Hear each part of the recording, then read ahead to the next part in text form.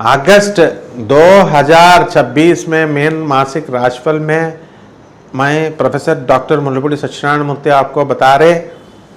और ये जो महीना अगस्त महीना मीन राशि के जातकों के लिए कुछ मामले में सावधानी रखने वाला महीना होने वाला है। पूरे महीने शनि महाराज वक्री अवस्था में आपके द्वादश भाव में विराजमान रहेंगे, जिससे आपको अपने स्वास्थ्य और अपने खर्च पर ज्यादा ध्यान देने की आवश्यकता पड़ेगी। यह दोनों ही ऐसे क्षेत्र होंगे जो आपके चिंता दे सकते हैं।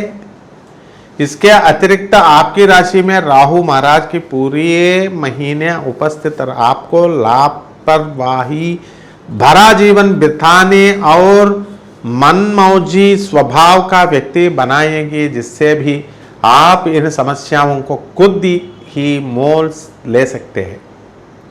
व्यर्थ के खर्च करना और उल्टा सीधा खाना, इससे आपकी सेहत भी बिगड़ सकती है और आपकी आर्थिक स्थिति पर भी इसका असर दिख सकता है। इसीलिए आपको सावधानी रखनी होगी। हालांकि विदेश जाने की संभावनाओं में जान इनकर नहीं किया जा सकता है। आर्थिक मामलों के लिए थोड़ी सावधानी बरतने की आवश्यकता होगी। देवगुरु बृहस्पति की कृपा से आमदनी में बढ़ोतरी भी होगी। आपके कार्यक्षेत्र में सावधानी के साथ आगे बढ़ना होगा। वैसे आपको सहकर्मी आपको पूरा सहयोग देंगे और उनकी वजह से आपका मनोबल बढ़ेगा, जिससे कार्यक्षेत्र में आपकी स्थिति अच्छी होगी। और कार्यक्षेत्र में क्या होता है, यह महीने मीन राशि में के जातकों के लिए कुछ मामले में सावधानी रखने वाला महीना होने वाला है। पूरे महीने शनि महाराज की वक्री अवस्था में आपको द्वादश भाव में विराजमान रहेंगे, जिससे आपको अपने स्वास्थ्य और अपने खर्च पर ज़्यादा ध्यान देने की आवश्यकता पड़ेगी। यह दोनों ही ऐसे क्षेत्र होंगे जो आपको चिंता दे सकते हैं। इसके अतिरिक्त आपकी राशि में राहु महाराज की पूरे महीने उपस्थित आपको लापरवाही भरा जीवन बिताने और मनमौजी स्वभाव का व्यक्ति बनाएगी, जिससे भी आप इन समस्याओं को खुद भी मोल से ले सकते हैं। व्यर्थ के खर्च करना और उल्टा सीधा और आर्थिक, यदि आपकी आर्थिक स्थिति को देखकर जाए महीने की शुरुआत से पूरी महीने के अंत तक शनि महाराज की वक्री अवस्था में द्वादश भाव में विराजमान रहेंगे। यह आपके खर्चों को कई गुना तक बढ़ा देंगे। लगातार कोई ना कोई खर्चा लगा रहेगा। आप परेशान हो जाएंगे कि क्या करें क्या ना करें। बुध शुक्र भी छठे भाव से बैठकर द्वादश भाव को देखेंगे, जिससे खर्चों में तेजी बनी रहेगी। आपको इन समस्याओं से बचने के लिए कोई ना कोई रास्ता निकलना पड़ेगा।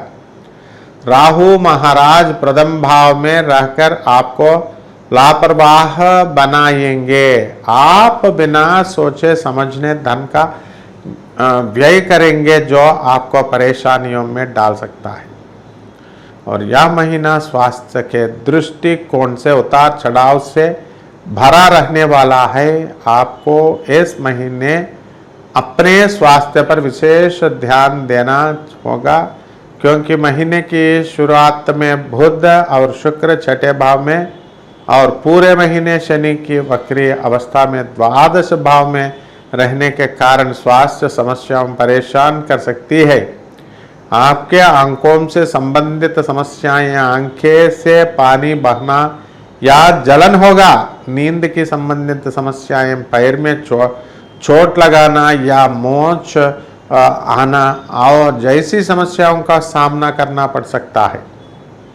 इसके अतिरिक्त महीने के उत्तरार्ध में पेट में ऐंठन जैसा समस्याएं भी अपने परेशान कर सकती है।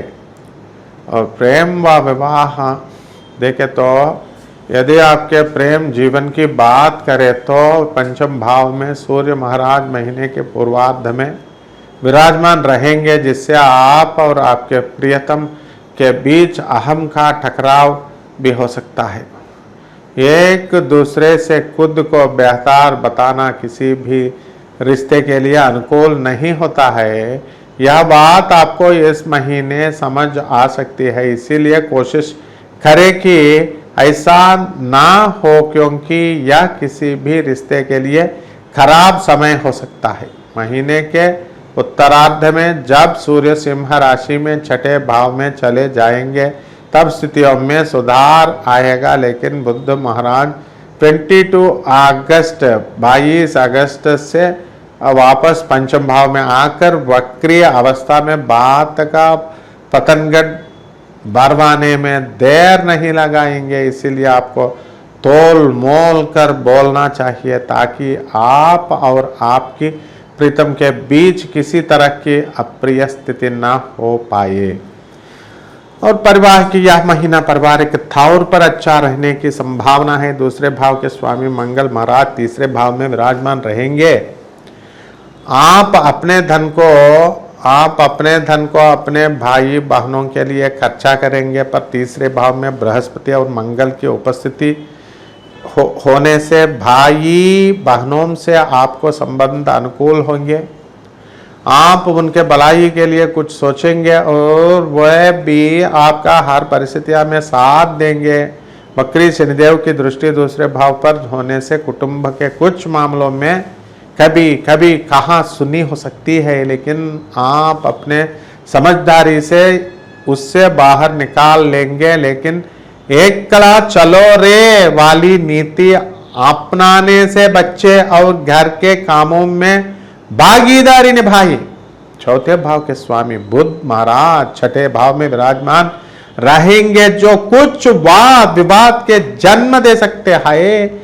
इसीलिए कोई भी ऐसा मामला जिसमें आपको शक हो कि कोई वाद विवाद जन्म ले सकता है, आपको उससे दूरी बना लेना चाहिए और शांति से काम लेना चाहिए। और 22 अगस्त से वक्री बुध के प्रभाव के कारण आपके बोली गई वाणी से घर में झगड़ा भी हो सकता है, इसीलिए सावधानी रखना जरूरी हो गया। माता पिता का स्वास्थ्य तो ठीक रहेगा, लेकिन महीने के उत्तरार्ध में माता जी कुछ बीमार पड़ सकती है, इसीलिए उनका स्वास्थ्य का भी ध्यान रखें।